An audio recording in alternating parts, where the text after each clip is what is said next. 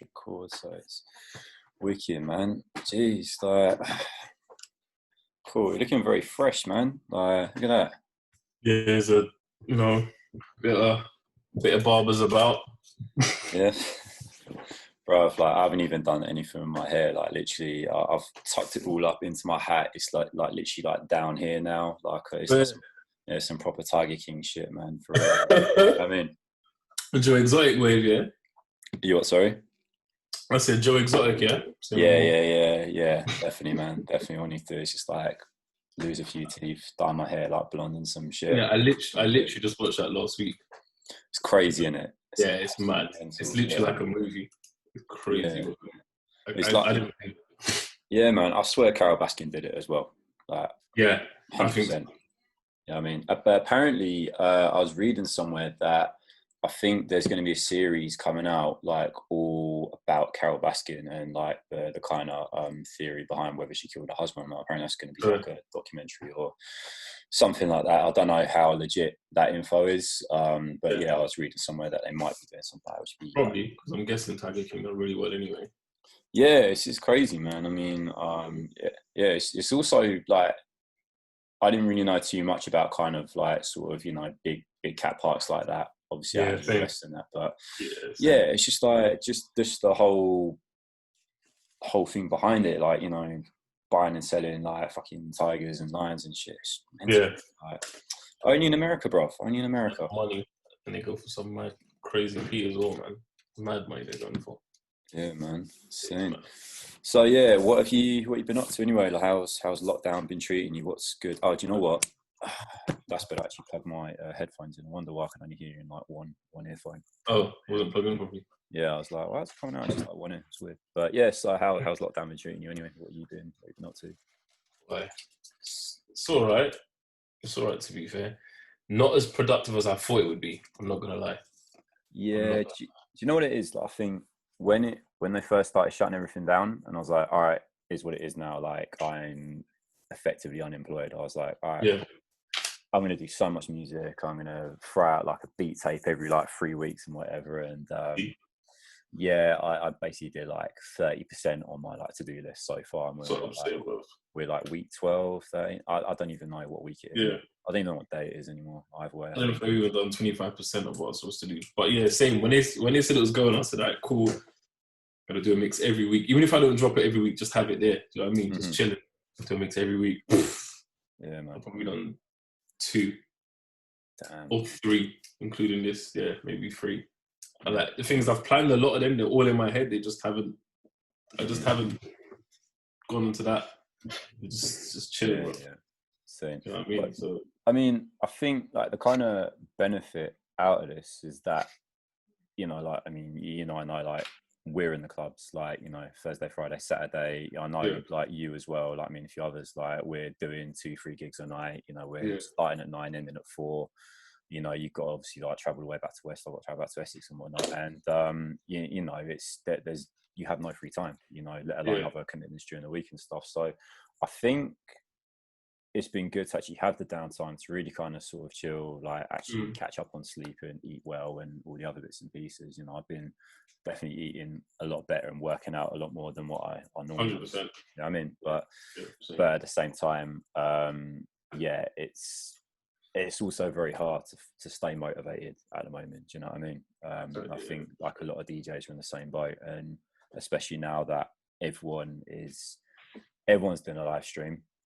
Everyone's on Facebook, everyone's on IG. It's like sometimes it can be quiet, and it feels a little bit pointless sometimes just kind of throwing content out there because everyone's doing it. But it seems a bit saturated. And even IG, some evenings I go into IG and it's like Sky. At the top, it's just channels and channels and channels. Do you know what I mean? I click for and I'll keep on skipping and it'll be just live, people's live. Do you know what I mean? And obviously the majority of people on my IG that I go live are DJs anyway. Do you know what I mean? So it's like there's a lot of that going on. Trying to go through it is a bit, There's a few out that I enjoy and a few that I do watch here and there. Do you know what I mean? But it's like you're bombarded with it now. So yeah, I think the trick is that I think everyone needs to kind of stagger their IG lives because everyone's still fighting for that Thursday, Friday, Saturday prime time spot. And it's like, there's a million other people out there doing it.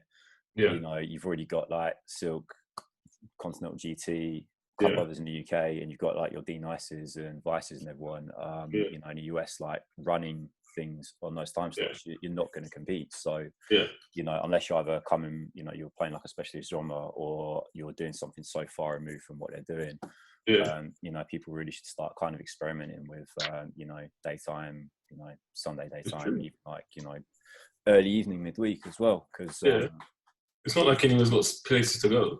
Exactly. So, it's not like people have got places to go. So yeah, man, for real. So yeah, this is episode 006. We had Santero on last time. Oh, I wanted to be 007 just because I like James Bond. Yeah, nah, sadly not, mate. Sadly not.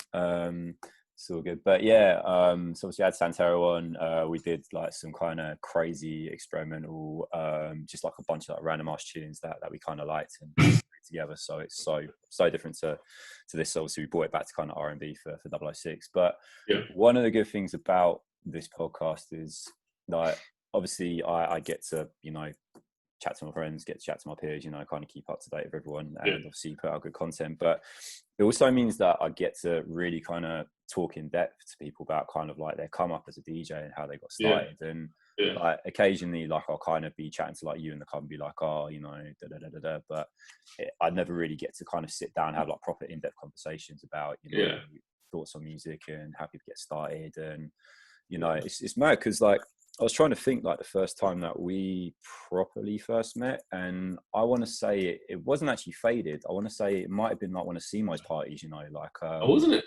Yeah, it was. I mean, this is way back when. This is like when Trapeze was like East Village. I think that's like the first time I met you. East Village. East Village. Yeah, I had a birthday party there as well when I was 24. Oh, word? Shit, that was a long time ago. East Village, yeah. It's a long time ago for me as well. Yeah.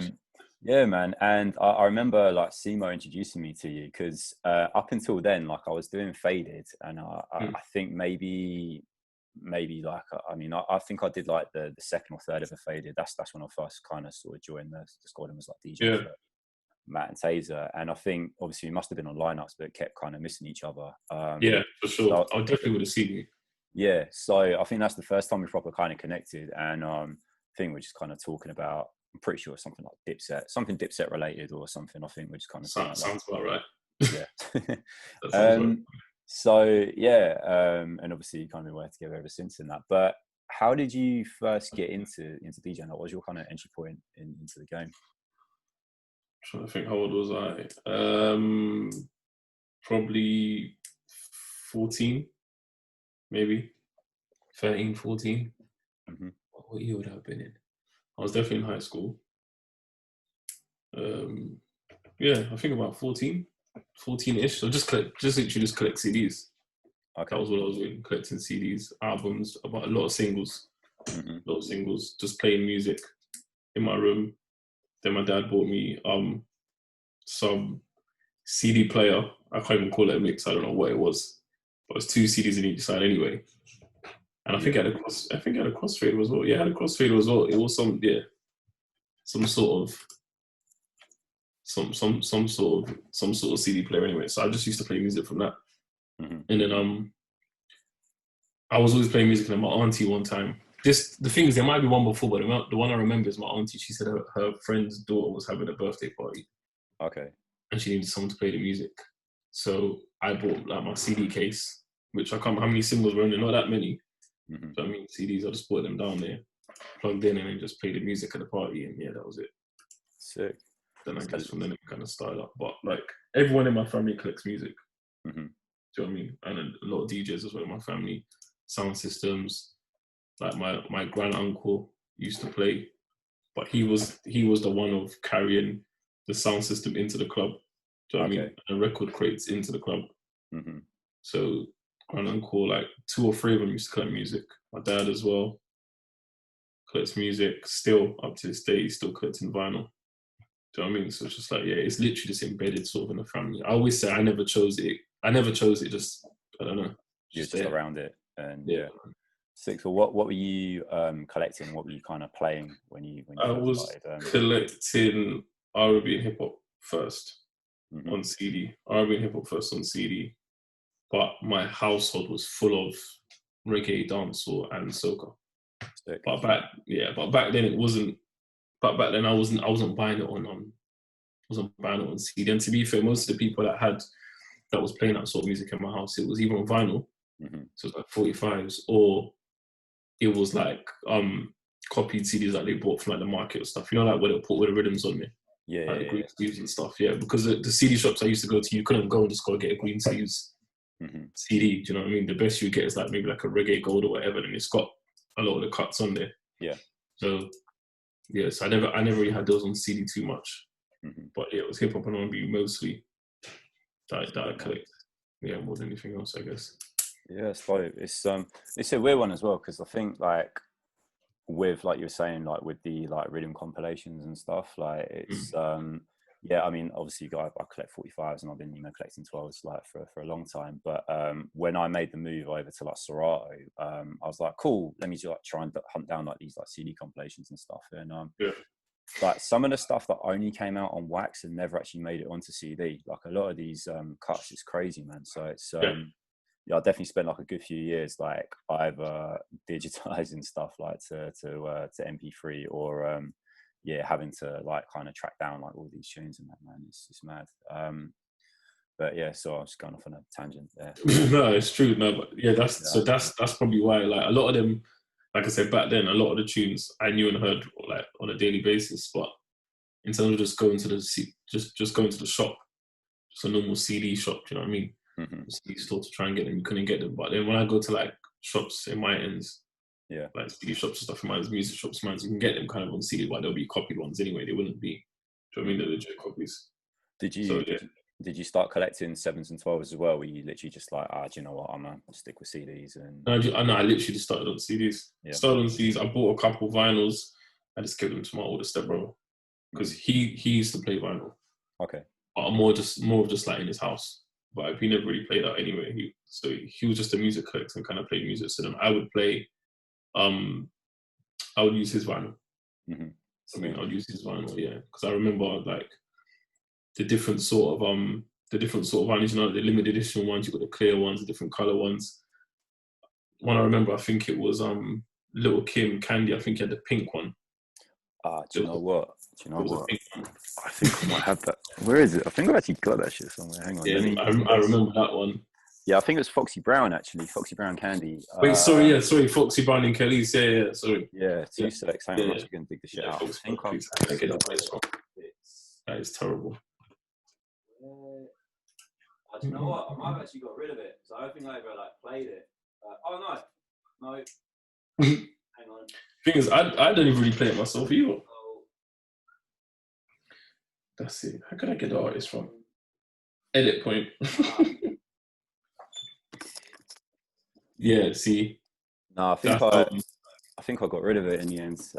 But yeah, it was definitely pink vinyl. Yeah, it was pink. I remember that. I remember like, a lot of those vinyls, and then a lot of the garage ones as well.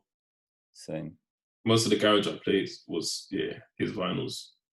Apart from me, like I used to record on cassette tape in like '98.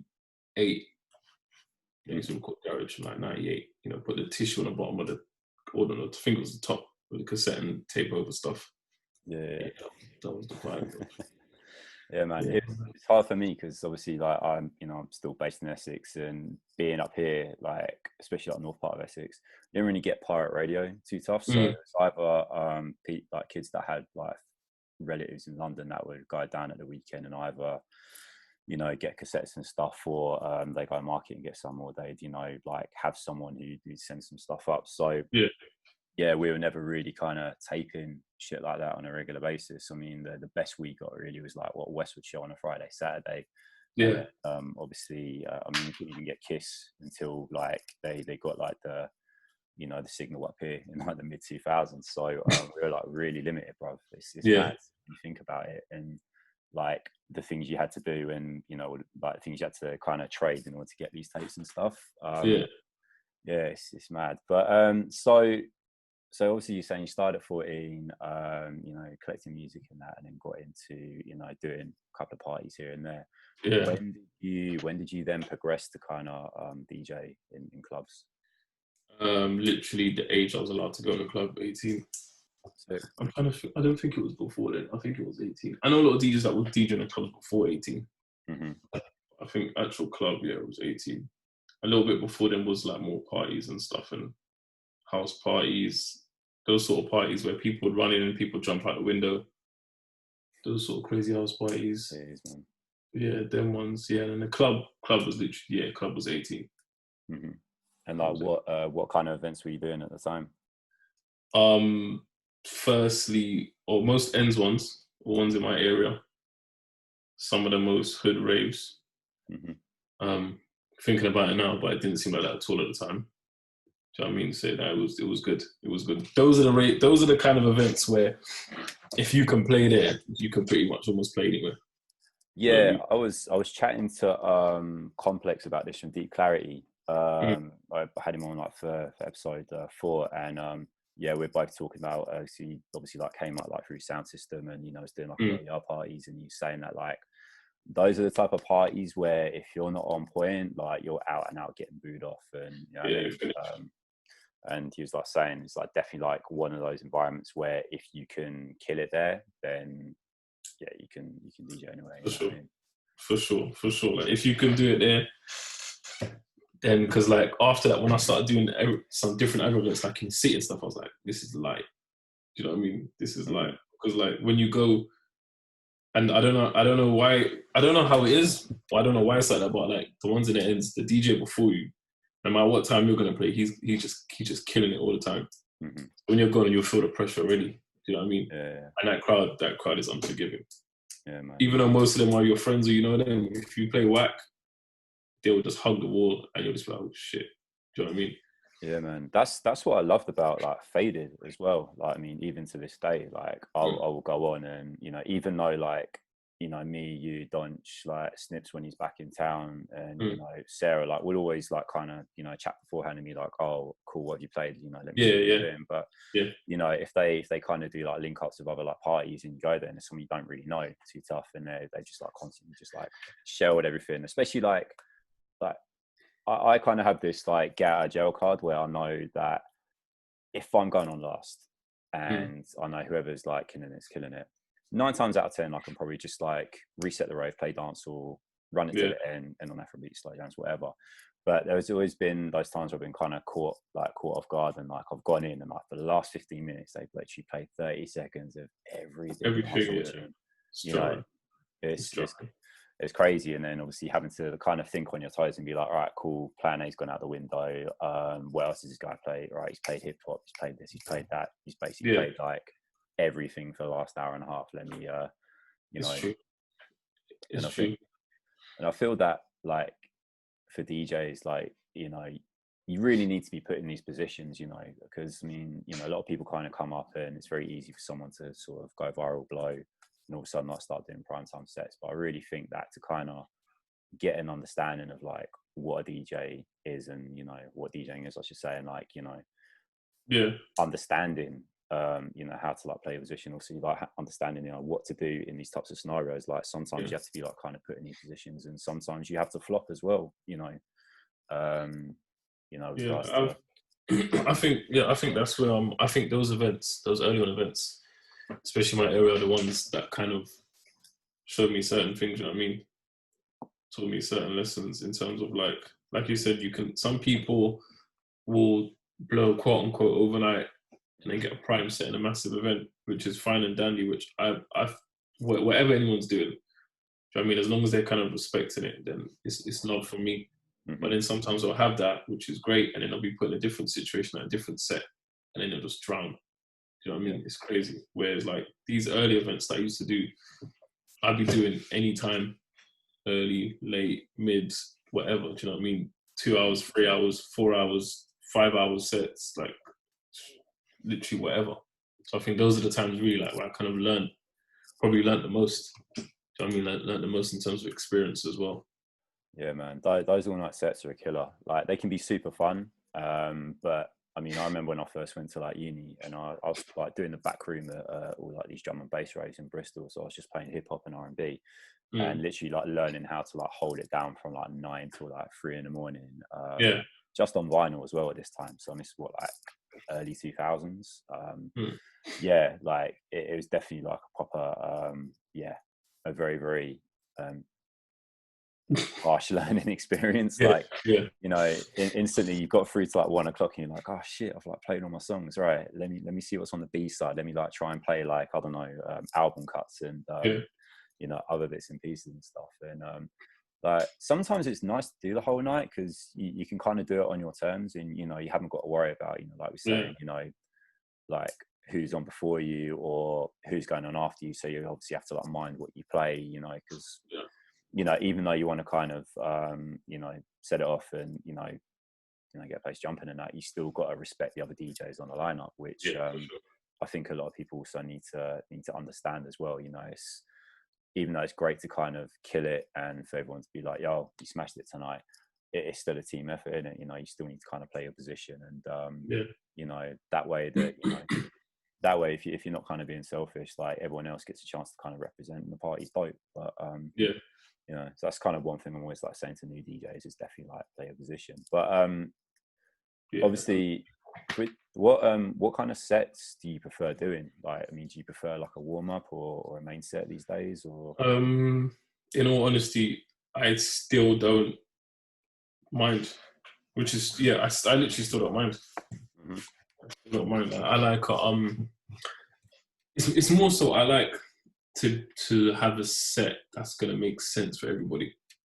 Yeah. Do you know what I mean? So the event, so like for the event, for me, for the DJs on the bill, do you know what I mean? So it's like, that's kind of like, so I can't remember who it was, someone said to me that's what they always book me, because I can play pretty much almost any genre, any urban genre at like any time. Do you know what I mean? So it's just like, and I still don't mind. Do you know what I mean? Like, for example, I think it was 2 years ago, I got booked for a carnival Friday party in my area, but it was predominantly soca.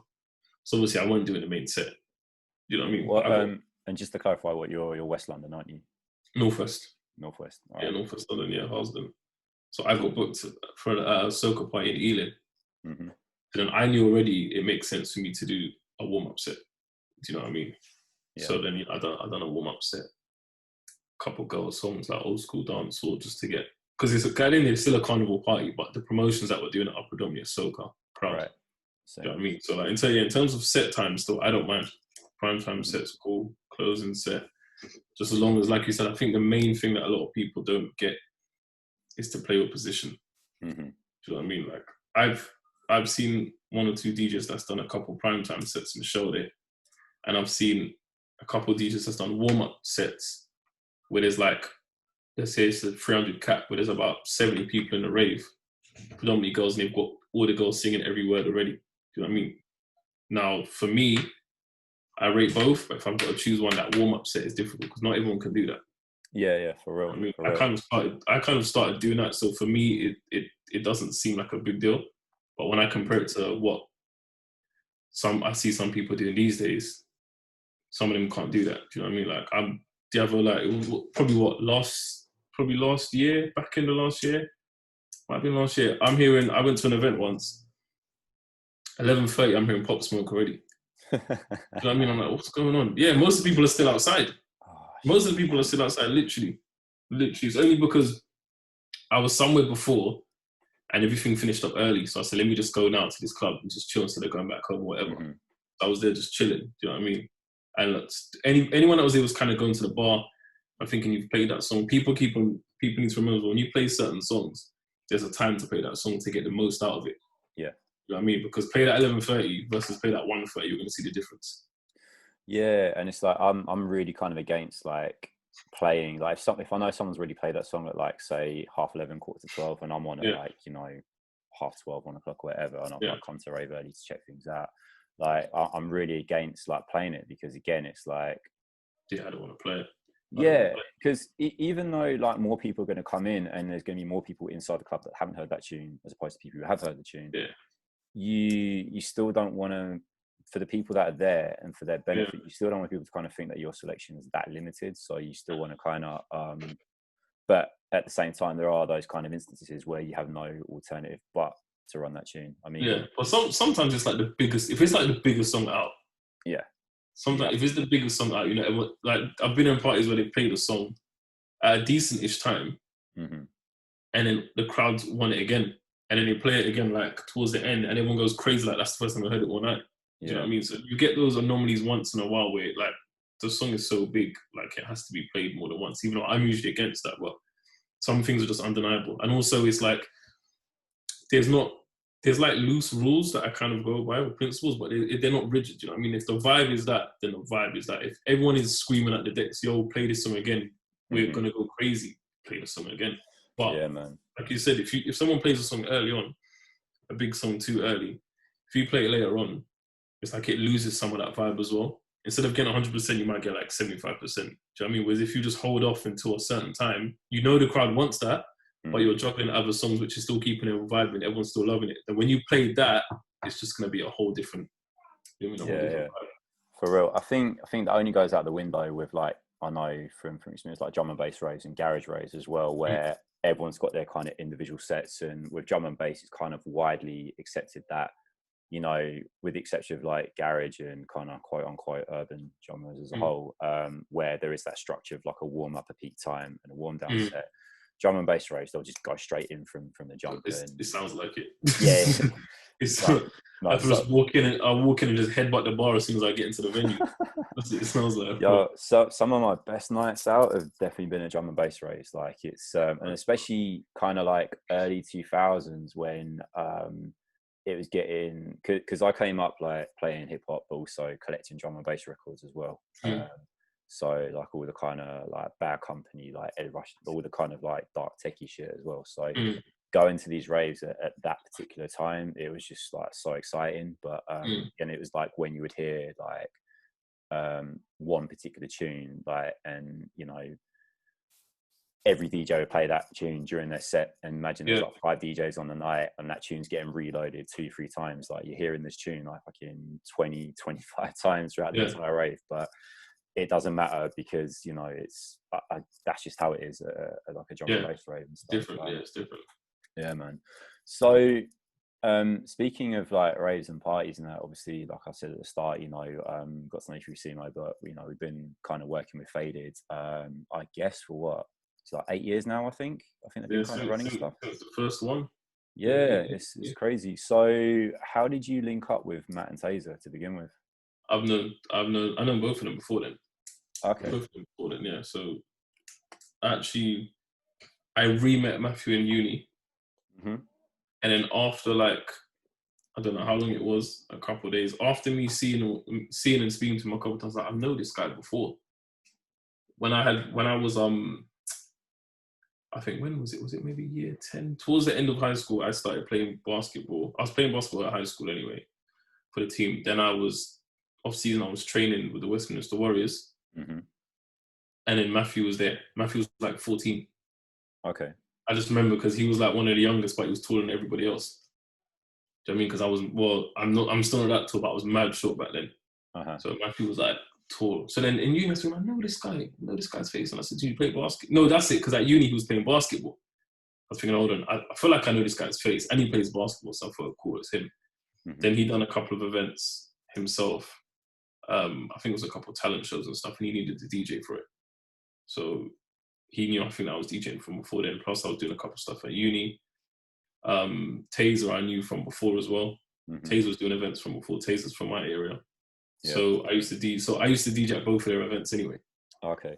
Separately, do you know what I mean? Because when I used to DJ in my area as well at the club I started at, in like I done an event I think like 2007, and Taser and them came as well, and some of the lot that used to do events at that same club, Matthew knew as well. So it's like all like an ends thing. Do you know what I mean? From back in the day. Now we're talking like 13 years ago now. Jeez, man, it's crazy. Yeah, 12, 13 years ago. I can't even remember how I got into Faded. I think like someone added me in like one of his tweets. He's like, "Oh, I need DJs," and I think I just like sent him like a mix or something, and then literally was like, "Oh, do you want to come down to?" Because it's when they were doing parties back at Rhythm Factory as well. Rhythm Factory, that's what it started. Yeah, like proper early days. Yeah, man, it's a sick vibe. The sound system was fucking terrible. Yeah, it's trash. It was trash. Yeah. Do you remember they moved to where did they move to after? I think it was Duke's, wasn't it, in Aldgate? They were in Duke's, yeah. Yeah. I can't remember if that was after Room Factory, but I know Duke's was early on as well, yeah. Because the booth was like, you go downstairs going to the club, but then the booth is like above everyone else on the dance floor. You're kind of up high. And even then, like the booth was like, I just remember it being like super narrow, like it was long and super narrow, and like trying to get in there and set up Serato with like, oh man. Yeah, it was a myth trying to get in when someone else was in there, because like I'm trying to set up, but I'm not trying to whine on man at the same time. Yeah, it was a bit mad. It was a bit mad. Yeah, it was mad. Yeah, for real. I think one of my favorite memories from Faded was when they did XOY, but they did both floors. And I was doing the last set upstairs, and like I remember there was like some madness at the door. I think like, you know, obviously like they had ticket holders, but there was people like trying to pay to get in, and they're at capacity. And I think a group of people tried to rush the door, so it had extra security. No one's getting in, no one's getting out at that point. And I'm having to like argue with the security guy to like let me in through like the side door so I can DJ. Yeah. I was having none of it, and I literally had to like, I was like, look, my name's on the flyer. This is me, and I was like, pull up my Instagram page and show him that it's me and everything. It's just like, just about got in there in the end, but yeah, it's like there's definitely been some proper standout moments from doing those parties, man, and it's a while, and it's mad because like not a lot of hang on 2 seconds. You all right? Okay, you can hear that in the background. Yeah. yeah.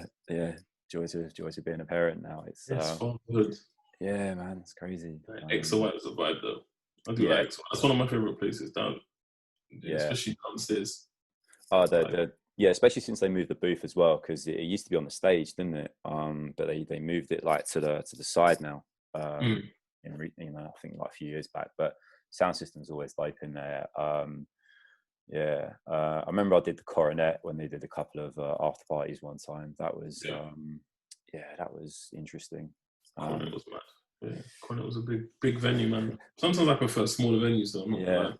I think I'm learning that now. You know a girl threw a bottle at CJ Beats one time at the Coronet. I can't remember. I mean, I think it was just a bottle of water. I think it's only a plastic bottle, thank fuck. Yeah.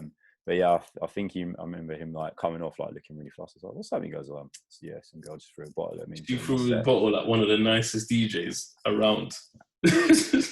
I know, it's crazy. It's crazy. That is a madness. I mean, you know, I know like certain crowds can be unforgiving, but that's just next level. That's mad. She must have been pissed off, because I've heard CJ play. That's not bottle throwing worthy at all, bro. Definitely not. Exactly, at all. So she's moving mad. Yeah, unless you ask for Candy or something. I know CJ hates playing that song, so it might have been that. So do I. So do I.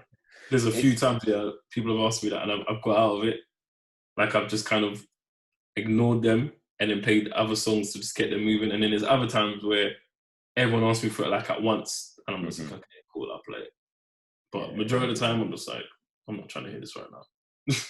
Yeah, it's every time I do like a function, if it's like a private thing or especially like the brunch parties I've been doing, everyone insists that end on Candy and that, and I'm like, oh, man. Yeah, I think the private functions you hear it more. It's like, well, I mean, or I mean, weddings, like definitely, like there's no way you cannot play Candy. I think if it's stuff where a lot of people know each other, or like you said, even brunches, those sort of different vibes. You know what I mean, when it's a club night, sometimes people have asked it while like, that's not the vibe. Do you know what I mean? Like, there's just shellings going on. Everyone's going nuts. Like, I can't be playing Pop Smoke, Christian Dior, and then you want to hear Candy after that. Get out. Just get out the club. I was at Trapeze one time with, I think it was with CJ. I think like me like CJ just come down early because we were doing like hip hop versus R&B at the time. And like we just came in, just playing just like warm up shit, just like, you know, having a drink, catching up and whatnot. And literally like we're talking 11:15. So downstairs had just opened like 15-20 minutes. Yeah. Someone like some girl comes in, is like, you can play Candy now. We're like, well, there's like 5 people in here. They're like, no, we're not going to play that yet. And she's like, oh, you're fucking shit, and just stormed up. I was like, you it's free before a certain time. Just enjoy your drink and shut the fuck up. You know what I mean? It's mad, man. Do you know what? That's the one thing I like about doing Zoom parties and live streams and everything. People can request stuff, and they can type it to me. Yeah. I haven't got to read that shit. So I can literally just go in and, you know, Yeah. and do you know what? I'd actually be probably more inclined to play requests in this climate, because like I'm not under pressure to keep the dance floor going. I'm not under pressure to keep the promoter happy, or someone else is DJing after me, you know, because there's all these other kind of politics involved with, like, I think, you know, requests, playing tunes, and you know, especially being booked to like kind of play like a specific set, or like play your parts. I mean, you know, there's been times when I've played parties and someone's like, all right, cool, you're on 11 till 12, can you just make sure you just kind of keep it R&B or whatever, and, you know, I'll kind of work within that sort of brief and stuff. And you know, you can sometimes turn up to a party being told to play something and the crowd wants something completely different, and then it's the whole like having to keep the promoter happy but also keeping the crowd happy, and, you know, trying majority of the time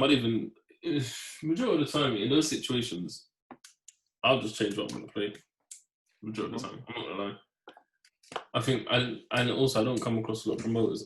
There's a few left, but I don't come across a lot that tell you what to play. Some of them don't even know. I mean, but some have told me, okay, play this, or can you kind of play like this? And then when I get to the event, it's not that at all. Do you know what I mean? So then I play different stuff, but my eye is usually on the person that's playing after me, what they're gonna play, not what the promoter wants. Because as long as your crowd is happy, do you know what I mean? And the bar's booming. But at the same time, the request thing's a bit mad.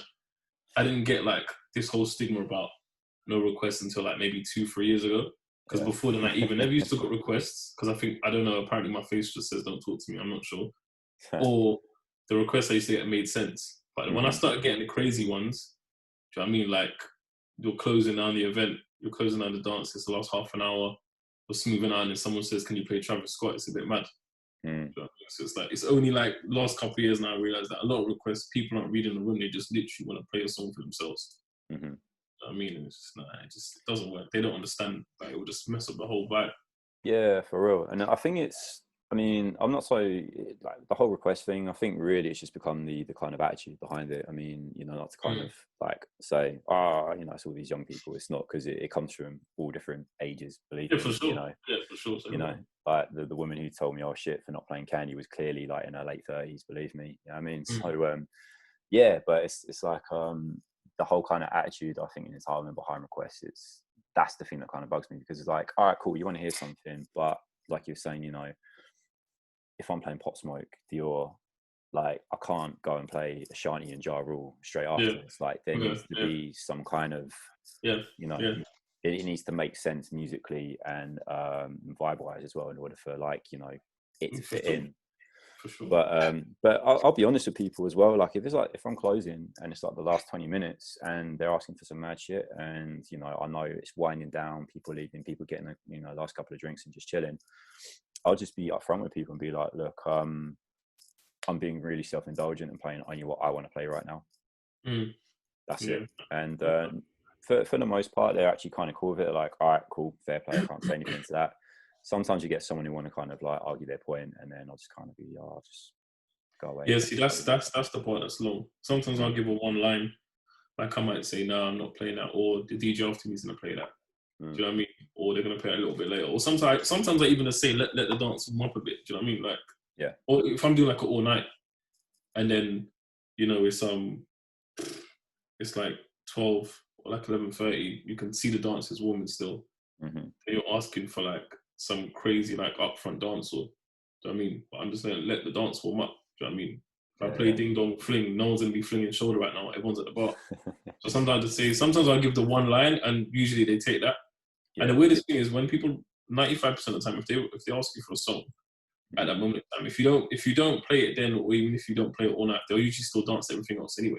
Exactly. Yeah. A lot of the time it's like they want to hear that, but then at the same time it's like, I know what I'm doing, sort of thing. Do you know what I mean? So yeah.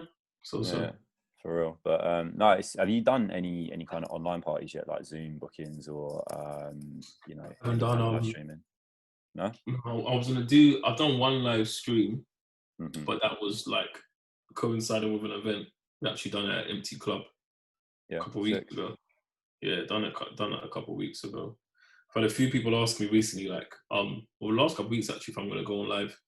I don't know if I could be bothered. just with, like I said, with everyone going on, and every time I see it, people are always on. I don't know if I can, plus, I haven't really, apart from I guess making a couple mixes, I haven't really been playing music that much. Yeah. Not as much as I thought I would anyway. Do you know what I mean? Because I guess like if I do go live, it's just gonna be I'm playing music. I'm literally just gonna turn it on, and if anyone wants to listen, listen. Do you know what I mean? Because I know a few people have done that. A few people have set up like a show. A lot of people set up like a show like radio, but then a few people here and there have just like kind of just went on live and just played what they want to play.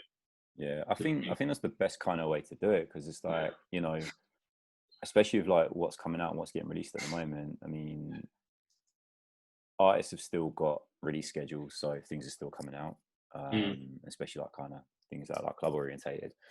But I think with kind of like the slowdown of like what's coming out, you know, as well as the fact that we're not in the clubs, so we haven't got this pressure to obviously, you know, kind of keep the party going and whatnot. And I think, you know, just jumping on and kind of playing what you enjoy, I think now's like a wicked time, like for people's personalities and music taste to kind of shine through. Because if and when things do go back to normal, how we consume music and what people are listening to and people's tastes, I think, are really going to change as well. You know, a lot of people are discovering new music. A lot of people are rediscovering older tunes as well. And, you know, from what I've seen on IG Live, the ones that are killing it are the ones that are doing like a lot of throwbacks as well. Like nostalgia's like running shit on live streams at the moment. For sure. I've seen that as well, actually. Yeah, I've seen like a lot of old school garage, a lot of like old funky house. And the funny thing is, like, some of those genres work anyway in the club, but what a lot of them are doing is they're playing like the in between songs that people mess with, but you don't hear those in the club all the time. Yeah. Do you know what I mean? So I feel like a decent percentage of your this is speaking from someone that doesn't even go on live, so who knows what I know, but I feel like a decent percentage of your live catalogue should be like other stuff, not just like you're doing a club set. Because if I was doing that, I'd get bored. Maybe other people might not, as in like the people playing it. Me both playing it and listening to it. If I was just playing club sets every time I went on live, I'd get bored. Yeah. If I just listened to that on live, I'd get bored. So I'd want to hear, like you said, like more nostalgic stuff, or maybe a couple album cuts, or like B-sides, or mixed with everything else. Do you know what I mean? It hasn't got to be like a straight underground stuff that no one knows, but kind of mix up a little bit, kind of like radio almost. And it's also been nice to kind of not just play the first verse and the chorus of a track as well, you know, keep moving quickly. I mean, yeah, Facebook and IG, sometimes you kind of have to beat the algorithm. I'm on a 3-month Facebook ban at the moment. I think I had like 3 or 4 copyright strikes, like within the space of like a couple of weeks, and they're just like, you ain't posting shit until August, man. So so I'm focusing on Twitch and Mixcloud Live at the moment, YouTube here and there. Tell you what though, Mixcloud Live is sick. Once they get the archive function working, so you can save your video sets, it's gonna be a wrap. Like the quality's sick. I was looked onto Mixcloud the other day actually. I was watching a live on there. Looked good and sounded good, to be fair. Yeah, man. I think because that's the thing. I think people forget that Instagram is not meant for, you know, broadcast quality video. It's, you know, even with like these you know, like direct line-ins, you know, like a Rode SE4 or like an Evermix, like iRigs and all that stuff. Like even though you get the direct line in, it's still going to sound like tinny and whack and heavily compressed and stuff. And with the video quality as well, especially if you're using the front face camera so you can read the comments and stuff. People keep forgetting that it's, you know, it's not built for you know, for DJing and, you know, streaming like that. You know, which is why you know, I've obviously moved over to like Twitch and Mixcloud and whatnot. But fuck, what was I forgot what I was about. You were talking about like live streams and stuff as well. Like I think I'm spending more of my time just kind of brushing up on my organisation of my music and like filling in some of the gaps. Of music, and even like some of the songs that I thought I had on my laptop and they're not even on there, but they're in the attic at my mom's house on CD. Do you know what I mean? But instead of me going in and ripping it. Yeah, my do you know what? I'm actually gonna share my screen. Let me show you, because I've actually been working on my hip hop crates at the moment, and like like it's got to the point where it's just like stupidly over organized. Like I don't really need to be doing it, but Oh, that's what I'm doing. That's what I've done with my R&B. I haven't finished it. So It's can you ridiculously organized. hang on, let me just show if I can you see this? Yeah, Like, yeah, so here's my hip hop crate, and literally I've got like your certified bangers. I've got an era crate, which is yeah, group yeah. years. There's a clean version of that. Then I've got an instrumentals. Then I've got a backpack crate full of like all kind of 90s obscure rap tunes that only me and 10 people were like. That's the cable and snips crate, yeah. Yeah, definitely. Hold tight, Snips. Like I see he's left Twitter again. He was Oh, is back he? on it. Yeah, he left Twitter again. He'll be back. He always likes to come back and have an argument with people. I like that labels and crews one looks sick. Yeah, location crate. That still needs to be sorted. And then producer crate as well. Yeah, yours is worse than mine, and by worse I mean way more, not way more organized, but way more broken down than mine. I thought mine was broken down. Yours is like mine crack. Oh no, it's crazy, man. I mean, yeah, I mean, I've got a samples crate as well. You know, some other stuff that I need to do. I really want to start doing kind of like vibe playlists as well. So I had like a 420 vibes one there. You know, I kind of want to sort of do like, you know, like a cookout playlist or you know, just kind of little things like that. Because I think it's always good, like for inspiration, like for mixtapes, or for, you know, if you've got to do like a mix for like a radio station last minute, you know, and you can kind of easily come up with a theme or a concept. But it kind of just shows you how geeky I kind of got with it. I mean, I haven't even started on my R&B yet, but you know, I'll probably go off on like a little neo soul tangent and be like, that's what I'm doing right now. Yeah. Funny thing is, so like I'm kind of in between the R&B stuff now, which is some of the stuff I threw in the mix as well. Mm-hmm. So like the R&B stuff, I'm kind of putting more of my time into that. If I'm gonna designate or use any time I would DJing, for example, rather than being on live, which is good because, like I said, the people that I go and I'm watching this, I'm catching entertainment from this. But rather me do it myself as well, rather just sort out my crates. I wanna have a decent amount sorted out before I move it over to my new laptop, which should be coming next week, hopefully. Yeah, I saw you spend some silly money on a laptop. People think I'm trying to make a flipping robot. Do you know what I mean? Yeah, man. No, I've had this one for like. There's us like kind of watching on pennies and stuff, and like. I've had this one for like 6-7 years, bro. Do you know what? Like, that's the one thing I'll say about Macs. Like, a lot of PC users do clown them, and you know, sometimes you don't really get a lot of value for money with Macs, but you get one that's like and you had was that the 2012, 2013? That's 2012, yeah. That's 2012. That's like one of the best Macs like for DJing, period. You know what I mean? Yeah. I think it's one of the songs. And it's still going strong. Like, there's no reason, like, in terms of if I didn't have to change it, but if I couldn't change it, I'd still be good for at least another year minimum. Yeah. Do you know what I mean? I still get about 2 hours out of that without a charger. Yeah, that's dope. That's good. Yeah, I still get about 2 hours, maybe 145, maybe about 45 without a charger, because I don't charge it all the time and I don't use it. Like, if I'm at home, I'm on my, like right now I'm on my desktop. Do you know what I mean? I'm always on my iMac. So, but no, it's dope. So I'm just trying to sort my stuff out. And I'll migrate all over to that one when that one arrives. But yeah, I'm just definitely more just trying to build up my catalog, because I don't know, I was talking to Focus about this the other day, yeah. There's been sometimes when I'm playing like a set, be it like an hour set. Doesn't usually happen in an all night, but maybe say like an hour set and you're playing a set of whatever genres.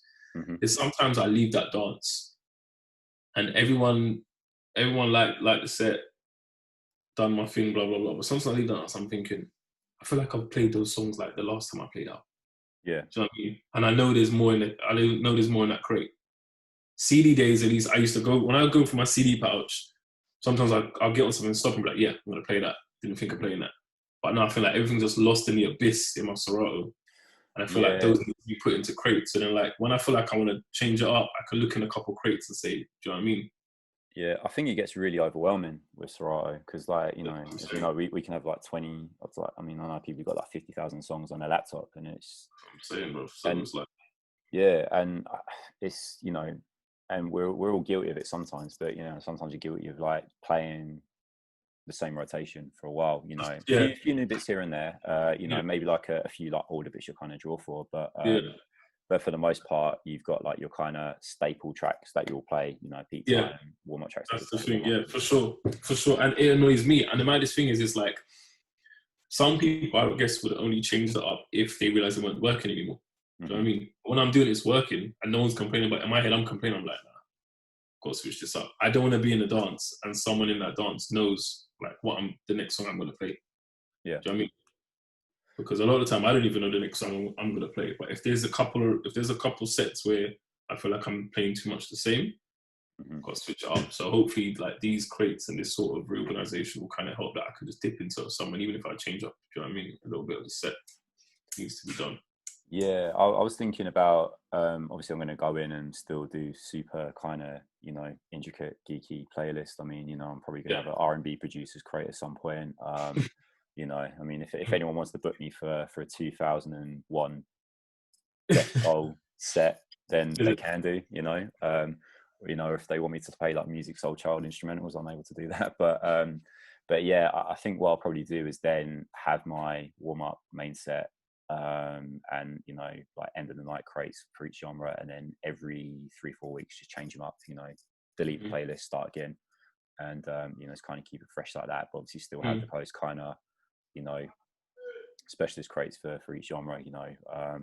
I mean, I'm going to go even deeper on the hip hop one. I mean, I'm going to do the whole like New York one with like boroughs and like just so like, I mean, it's so unnecessary, but who knows? One day I might get that call to play a Bronx set from 1995. You never know, man. EX, boy. That is true though, because it's like, because what my ethos is like, you do all of that, but then you can pull from those playlists and just make, do you know what I mean, one that's kind of more all-rounded from those ones. So it just man. So that's really like, that's really my vibe. That's man. For now. I'm gonna do that. Yeah, I mean, speaking of crazy music, I mean, we'll get into the mix. Obviously, we were talking about doing an R&B one. Sent your playlist over, and it was sick because, again, there was like a lot of tunes in that I know and I love, but you sometimes forget about, and you forget about drawing, when you DJ. So what was your kind of thought process behind picking those tunes for it? Well, some of them, like I said, are ones that I kind of remembered and put into certain crates. So I mean, when I've been doing my R&B playlist, so it's weird that kind of, it's kind of weird when it cropped up when it did.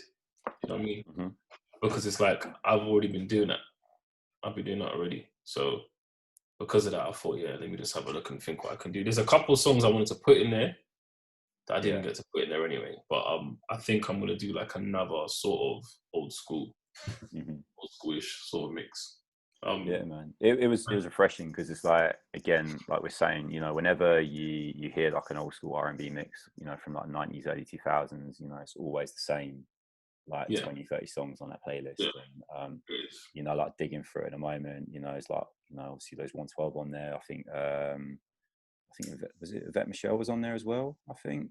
I can't remember the track listing off by heart, but I've literally just got it in front of me now just to remind myself. But there's a couple songs that kind of remind me of certain things. Like even forget, what was it, G, that song. Oh yeah. Like I remember hearing that, because I remember hearing that song when I was young and I had no idea who they were. I had no idea what the song was called. I just always remember hearing it. And then when I came across it one day, like probably when I first started my Serato days, I was like, oh yeah, this song. Do you know what I mean? Like even a Montel Jordan song, I don't really hear that song anyway, but I like that song. That's always been like a vibe for me. Do you know what I mean? It's actually, funny thing is, Maya, I chose Maya Best of Me remix only because of the tempo situation that I was in, because I wanted to actually put the first one in there. The first one was Jada, because not a lot of people play that one.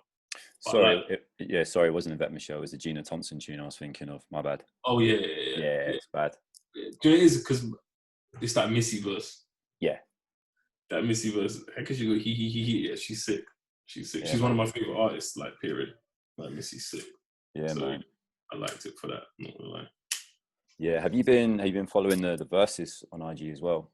Yeah, I've watched every one of them.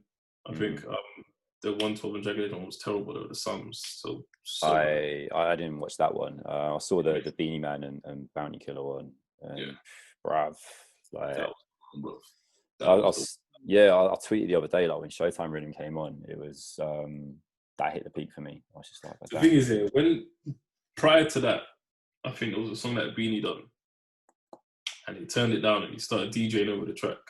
And I said, if he does this some more, I'm gonna like this. And when he done Showtime and he started doing his track live, I thought it's weird because when Barty jumped on, I was surprised, but then I was thinking, there's no way that Barty's gonna let this rhythm run and he's not gonna touch that. He's not gonna let Beanie do his song and then the DJ just stop and then he plays his song. So when he pushed him out of the way and done Eagle and Hawk, I almost flicked this shit over. I'm telling you, bro. I almost flicked this mic over. I was going mad. My music was loud as well, but loud. Don't know if I woke anyone up in the house, but I turned them speakers off, bro. I've been watching them. I've been locked. They've been good. Yeah. Best part of it, yeah, they've been good. Was it? I think someone was saying that Buster versus Missy would be a good clash. I think. The weirdest thing, right, is I keep on saying I can't see this prior, but I feel like when it happens, I'm gonna be like, yeah, that makes sense. But beforehand, for some reason, I can't see that what everyone else can see. And I like both of their music, maybe because they're both kind of eccentric in a way. And I do like both of their songs. I don't get the matchup, but I reckon when it happens, I'm gonna be like, yes. Because I think also with the guest verse as well, I mean, they could do, I mean, they could really do like 5 for 5 just off of the best guest verses as well. Do you know what I mean? You know, yeah. And even, I don't know. I put them out there like for both having the same kind of energy and, you know, just the catalogue as well. I think that's what it is. And even if you just think about even like their videos always been kind of wacky. Yeah. I mean, it's always been like higher budget, different kind of style, very unique. So I think that's why people are putting them against each other. So maybe if that does go ahead, and I hear that, I'll like it. So it'll be interesting to see. But yeah, they've been good. Luda Nelly was what I thought it was anyway. Mm-hmm. I knew Luda would wipe him. Yeah, definitely. You know I mean? Just don't go on Twitter and say that because Nelly fans will give you a hard time. Luda doesn't waste guest features. He doesn't even waste a bar, bro. Nah, definitely. When he dropped the Major Look remix as well. Yeah, he doesn't waste a bar. And the maddest thing is I forgot about that remix because when he played that, hold on, like the first couple bars, I thought, is he even on this? I was like, oh yeah, I remember now. Yeah. Because I never played a remix, but the remix is hard. Yeah, remix is sick. Remix is hard, but the original to me is so good. I forget about the remix, and that's saying something because the remix is hard. Yeah, there's a lot of rap tunes out there where the original was obviously like classic, but people do forget about the remix and like, you know, how solid it is. I mean, occasionally you have the remix which does outshine the original, like, you know, the Annie Up remix, for example, with Buster. See, even that, like, if they did a Buster versus Missy and Buster pulled out the Annie Up remix, it's a wrap. You know what I mean? Yeah. So he goes in. Yeah, man. And even just the R&B collabs as well. I mean, you know, like Buster got the Mariah joint. What else has he got? That would be a good feature album because Missy doesn't waste a lot of bars on her features either. No, for real. That would be good. Yeah, it's kind of mad. It's going to be interesting as well to see how the fact that everyone's kind of moved online, how this develops over the next kind of 6 to 12 months. I mean, you know, we don't know how long this shit's going to last for. So, like, what's your prediction on kind of club culture and, you know, just kind of people socializing over the next year and even long term as well? I mean, can you kind of see nightclubs becoming less of a thing and people kind of socializing online more, or do you think? I think a lot of aspects will change in terms of normal stuff. Like if you're going from on a quick time to like work, and I heard people say their offices are downsizing now and this, that, and the other. And a lot of people are just doing work from home and they do like the same work they do from home as they do at work. So jobs are like, I mean, companies are, you know, reducing office space and kind of overheads and stuff, and people work at home. But in terms of club stuff, that's the one thing where I feel like the stuff online hasn't been able to fill that void.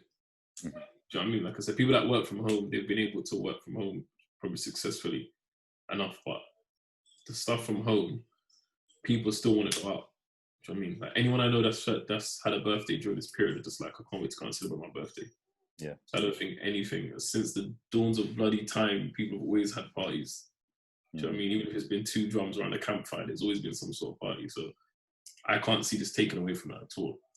And also like people can't wait to fly abroad. So even abroad stuff, because I've had 2 or 3 stuff abroad cancelled already. So I can't. Yeah, I think once this is over, I don't know when it'll get back to normal in terms of 2,000 people in one venue.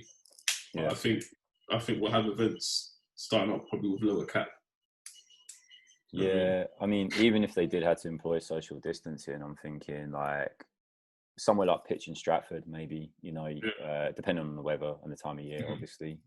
But you could keep it at a certain cap and people are able to kind of stay 2-3 meters apart or whatever. And, you know, it's not going to be an absolute sweat box. It's going to be like open air as well. So, you know, I think maybe it could kind of go that route. But again, there's all the other kind of business aspect of, you know, overhead costs, you know, ticket entry, what's the price going to be? Are people going to be willing to pay double, triple in order to get in, you know, DJ fees and rates and stuff like that's got to be taken into consideration. So if they do make these kind of long-term changes, it's really going to affect like the overall running of a business and obviously like how we run a self-employed business as well. But on the other hand, like a lot of people I've been speaking to who are working from home or have been, you know, the ones that are still actively working and been furloughed, they're loving it. I mean, you know, I think if I was working a 9 to 5 and someone said to me, all right, cool, we're going to pay you 80% of your fee, but I get to stay in Essex and I don't have to commute into London. I haven't got to get up at like 5:30 in the morning. I'm not getting home at, you know, 9 o'clock, and you get that kind of healthy work-life balance. You know what I mean? Yeah, I really do think working from home is definitely going to become more of a social norm, and you know, I think so. Yeah, man. I think it probably will. But in terms of the club stuff, I think they'll get around it somehow because I think it'll just be like reduced cap because every sort of industry or sector wants to get back to. I mean, doing what they're doing. So yeah, man. Take. No, sick, man. But yeah, I mean, obviously, thanks for taking the time to chat to me and talk nonsense as usual. Yeah, man, and obviously, there's a link to the mix in the description below. Let me say. Edit point. I'll just leave this in. Yeah, there'll be a link to the mix in the description below. I don't know why that was so hard for me to say. And again, I'm from Essex, so speaking English properly is a bit of a struggle for us lot. So yeah, and obviously, if you're watching the video, like, comment, subscribe, and yeah, if you're yet to check the mix, click the link. And I've been asking everyone so far, your top 3 things you've gained out of lockdown so far. What would they be? Oh, that's a very good question. My top 3 things that I've gained. Or that you've kind of enjoyed, like taken as a positive. Right. Okay. Cool. Cooking. I usually cook anyway, but I've cooked way more. And I say something because I've cooked a lot and try new dishes and stuff like that. Cooking's one. Music. That goes without saying. And I was let's have a look. Sleeping. I'm still up early, but sleeping at a normal time.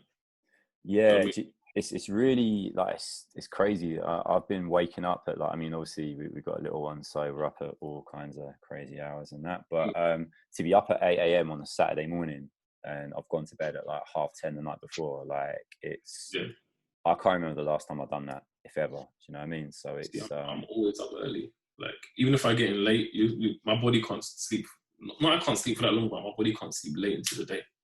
So if I get like 3 from the club, I'm up at like 9, maybe even before then.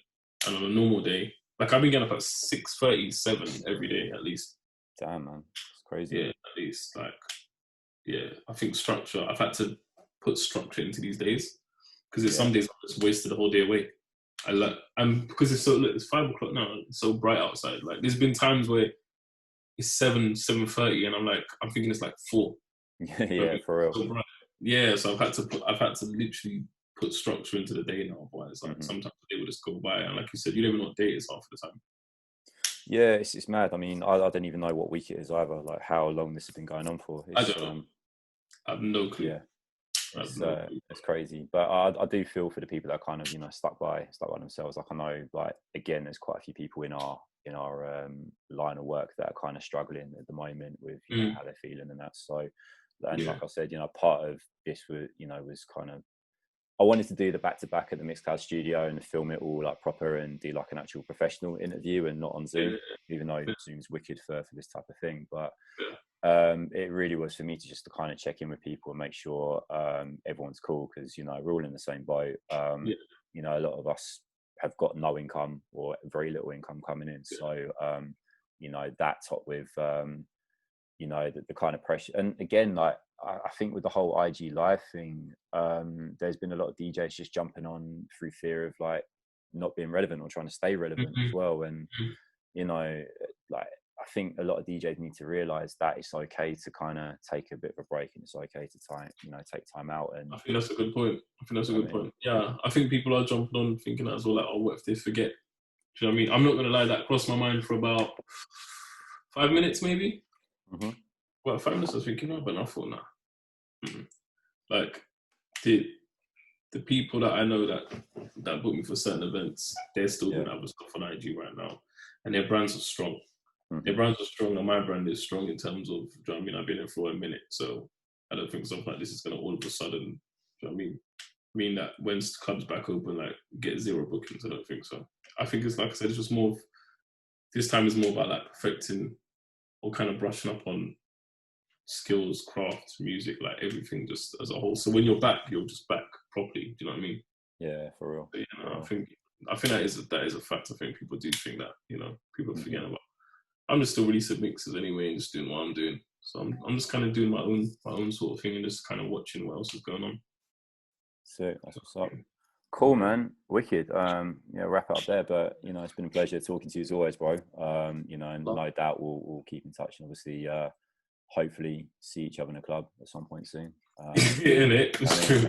Yeah, moaning about playing Candy at 11:30 at night. Listen, I might play Candy at 11:30 just to celebrate the club opening back up. Damn, son. Imagine that. All right, respect, man. There you go. All right, man, take it easy.